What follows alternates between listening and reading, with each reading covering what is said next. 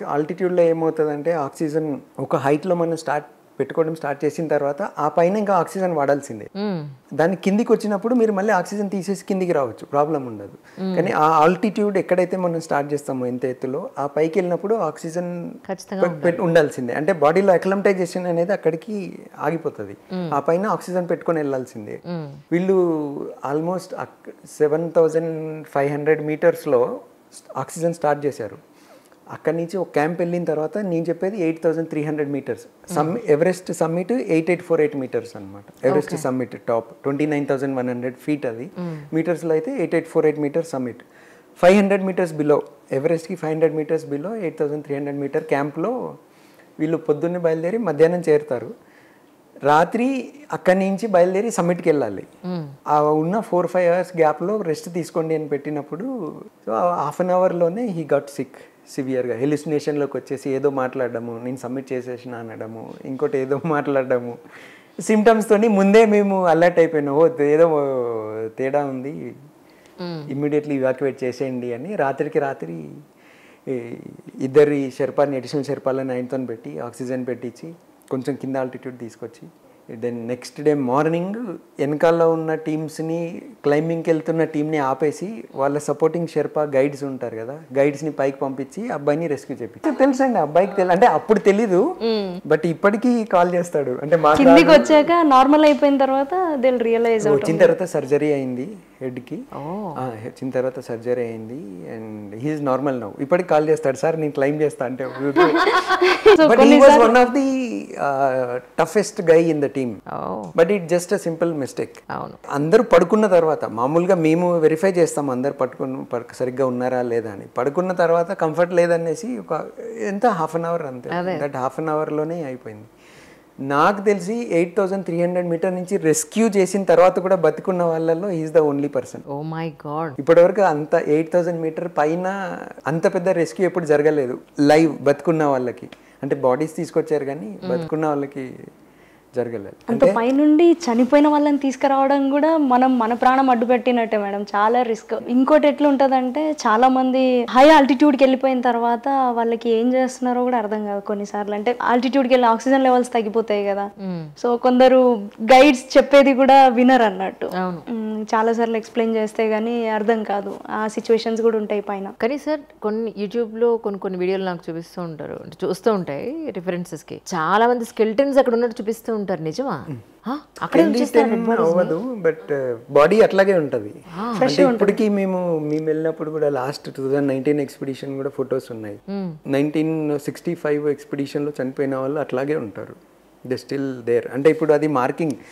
మాది ఎట్లా ఉంటుందంటే, నేను ఆపరేట్ చేస్తే మేము ఎట్లా అంటాము, డైలీ నాకు 3 times రేడియోలో నాకు కన్ఫర్మ్ చేయాలి ఎక్కడ ఉన్నారు, ఎట్లా ఉన్నారు అనేది. హెల్త్ నాకు బేస్ స్టేషన్ ఉంటుంది, రేడియో హ్యాండ్ మన పోలీస్ వాడతారు చూడండి, అది ఇచ్చి పంపిస్తాం అనమాట. గైడ్కి క్లయింట్కి ఇద్దరికి ఉంటుంది.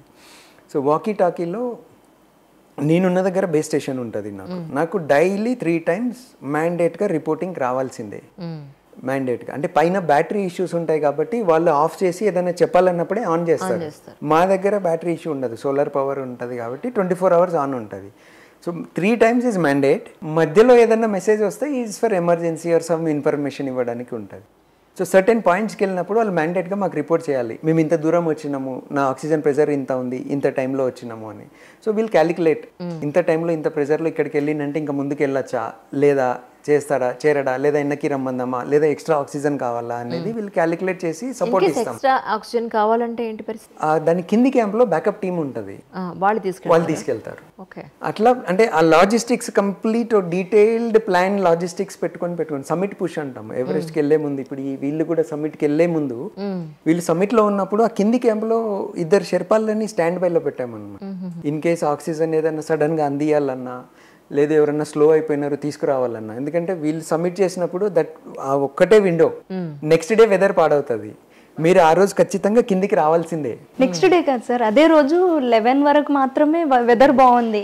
ఆఫ్టర్ 11 నేను రిటర్న్ వచ్చేటప్పుడు ఆల్రెడీ స్నోఫాల్ స్టార్ట్ అయిపోయింది. ఇప్పుడు మన డిస్టెన్స్ 10 మీటర్స్ డిస్టెన్స్లో ఉన్న మనిషి కూడా కనబడతలేడు. సో నేను నా సన్ గ్లాసెస్ మాస్క్ ఉండే, ఆక్సిజన్ మాస్క్ ఉంటే సన్ గ్లాసెస్ పెట్టుకొని కిందికి నడుస్తూ ఉంటే ఫాగ్ వచ్చేసి నాకేం కనబడలేదు.